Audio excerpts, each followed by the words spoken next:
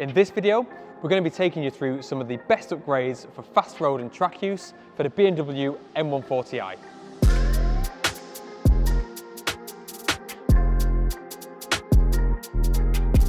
Every week we receive requests from our followers and subscribers to do some content on a BMW M140i or something in the M-Lite range from BMW. So we've got MSB's bonkers 700 brake horsepower M140i in with us today for quite a few suspension upgrades. So we thought it's the perfect opportunity to take you through a few select upgrades to make this car a lot better out on the road for fast road use and also much better out on track, and then also take you through what we would do next to make it even more aggressive for track work.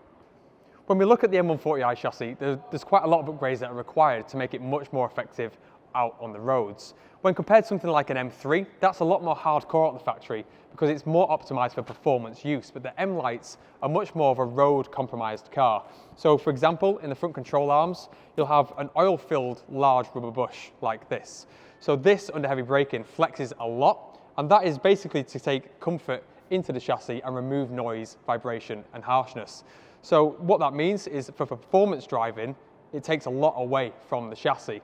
An M car, for example, would have still a rubber bush, but it'd be a solid rubber bush as opposed to oil filled. So it's already a step closer to having that performance engagement in the drive, whereas the M-Lites are held back a little bit, just so they're more comfortable and compliant out on the roads. So this is one of the things we're going to be replacing today on the front axle with one of our front solid control arm bushes. So with this bush fitted into the arm, it removes all of that flex from the arm, and under really heavy braking, when this arm is being put under a lot of force and flexes, allowing for geometry changes, this bush doesn't move and keeps the geometry much more stable, meaning that we can come down from high speeds under really heavy braking with a lot more stability in the steering and a lot more confidence and grip from the tyre because it's not being moved around due to the flex in the OEM bush. So this is a great upgrade for this chassis to really give some confidence and some feel back into the steering. The front axle on the M-Lite cars, like the M cars on the more modern chassis, is also not camber adjustable. So to fix that, we can put our adjustable front camber plates on top of the shock, and this allows us to increase camber on the front axle to give a lot more grip and reduce the understeer from the chassis. As standard, these cars are known for being quite floaty at high speed and quite vague on the steering as they sort of wallow around a little bit, and there's not enough grip from the front axle to really lean onto. With the camber plate fitted, that grip is put back into the chassis with additional camber, giving tyre contact patch to lean onto through the corner. And this is a great upgrade for the chassis, and it's almost a must-have fast road use. One way that some people achieve more camber on the front axle of the M-Lite cars, and it's very popular, is to fit M3 and M4 front lower control arms.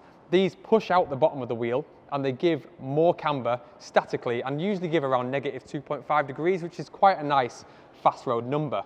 We prefer a camber plate though to achieve that camber level, because one of the things that can happen when you fit those control arms is it increases the front track width. If you don't match that with an increased rear track width, you can start to upset the balance of the car very slightly by giving too much grip to the front axle, which means when you're going through the corner, it leads to a more oversteer biased chassis due to giving that track width to the front axle.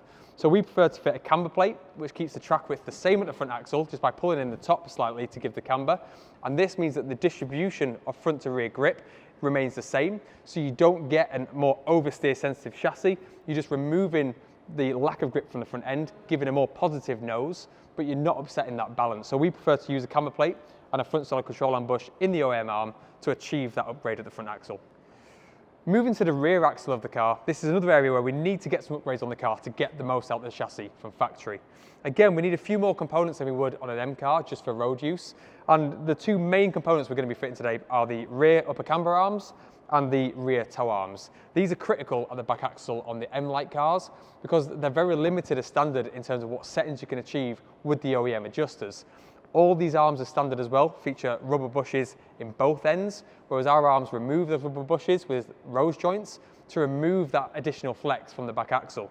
As we start to increase the grip levels on these cars with stickier tyres and a few upgrades, we actually start to flex all of these rubber bushes more excessively. If you imagine that extrapolated out with your two bushes in rear toe arms and your two bushes in your rear upper camber arms, that's a lot of movement at the back axle and a lot of geometry change occurring through the corners. So by fitting these arms, we're increasing the range of adjustment so we can go beyond the original limits. In some cases, it's like negative 1.5 degrees of camber at the back, which isn't enough. So we can push up to negative 1.8s, 1.9s for fast road use. and we remove that flex as well. So not only are we getting better settings at the back of the car to increase grip and to give the camber to lean on through the corner so we don't get snap oversteer, and to give the toe adjustment back into the car so we can get toe in again at these higher camber values, not only are we achieving that, but we're removing the flex, which gives a lot of instability. This car is often said that it's got quite a vague steering feel and the whole chassis feels quite floaty at high speed. That's the biggest amount of feedback we get on the M-Lite cars. These two arms together fix that a lot. They remove a lot of that float from the rear end and they make it a lot more connected to the road and to the driver as well. So you get a lot more stability back into the chassis. Because these arms, when they're locked off, they stop that multiple geometry changes from occurring. And the faster you go and the more grip you put through the tyre, the more geometry change occurs due to that flex in the rear bush, which these stop right in their tracks. So with these arms fitted, you get much more stability and that floaty sensation at speed completely gets removed for the car. So it gives you the confidence to push on and it gives you the grip back into the chassis. So when we're adding all those parts to the front to give it more camber and give it more front end bite, with these arms fitted to the back, we're putting the balance back into the chassis, so we're keeping the track widths nice and even, and then we're also maintaining that balance of grip because we're adding adjustment back into the rear end and removing the flex from those bushes at the same time. So this is a great upgrade for fast road use and for leading into track work as well. So these are both going to go on MSB's car. He's also pushing 700 brake horsepower, so these arms means we can get the optimum settings in terms of grip level to put that power down into the ground, which would not be achievable with the OEM arms on the back. So these are going to really help us dig the rubber into the ground, put the traction down and get better times out on the drag strip and also a lot more confidence out on the road. The final upgrade we're going to be fitting to the M14Oi today is a set of KW V3 coilovers. These are a great upgrade for fast road use because they're still a nice compliant ride out on the road, but they are firmer than stock, so they control the body a lot more through the corners. If you've driven one of these quite hard, you'll know how wallowy the chassis is as standard, and they move around a lot through the corners. So we can control a lot of that with the KW V3 coilover due to a firmer spring rate, which is going to control that chassis roll, but we can also lower the car, we can also tune the rake angle, corner away the car, and we can also tune the damping. So all of this together really helps us get some control back over the chassis. We can set the front to rear compression and rebound independently to one another as well. This means that we can control how the rear grip is put down and how the car moves around at the front to control the engine mass through the corner, get the turning response right, and also get the corner entry and exit correct on the throttle. So we can tune that front to rear with these coilovers. The OEM dampers as well are quite crashy as standard, even though they're really quite soft through the corners, they're quite hard on impact over potholes. With a higher quality damper such as a KW or another option, that improves drastically. So you end up with a coilover that is more comfortable and compliant out on the road, but has a lot more control over the chassis too. So when we match this with our camber plates, rear toe arms, rear camber arms and front control arm bushes, we end up with a much more controllable chassis, and we're going to completely remove that floaty, vague sensation that everyone reports back that these cars have as standard. So it's a really nice mixture of components for fast road use, and it's also going to make the car so much better out on track. So we're going to get all these parts fitted to the car now and get a setup on the car, and then we'll pick it up from there. So we've got all the parts fitted to the car now and it's sitting much lower than stock. We've been able to set a really nice rake angle into the chassis and corner weight the car to get all the grip down to the ground as well. With the camber plates fitted, we've achieved more front camber now to get a lot more positivity into the steering and reduce that understeer as much as possible. We've not gone too crazy with the camber setting because this car is still used a lot on the road. And at the back, again, we've achieved really nice camber and toe settings to put all of that 700 brake horsepower down to the ground, but also give it a lot of tyre to lean onto into the corners to make it a lot more stable and planted and just get rid of that standard floaty sensation where you feel a bit disconnected at high speed and just get a lot more traction back into the car.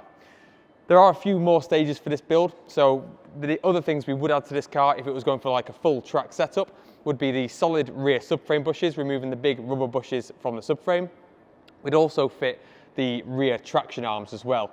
So we're going to be fitting those bits to this car because they're currently in development, so this car will be coming back in with us, so make sure you subscribe and stay tuned for that. So with all the parts fitted, we're now giving the car a full geometry alignment, so make sure whenever you fit upgraded aftermarket suspension parts that you give the car a full alignment because it's so important to get the maximum out of those parts by getting the correct numbers on the chassis. So always make sure you give the car a full geometry alignment once you've got them bits fitted.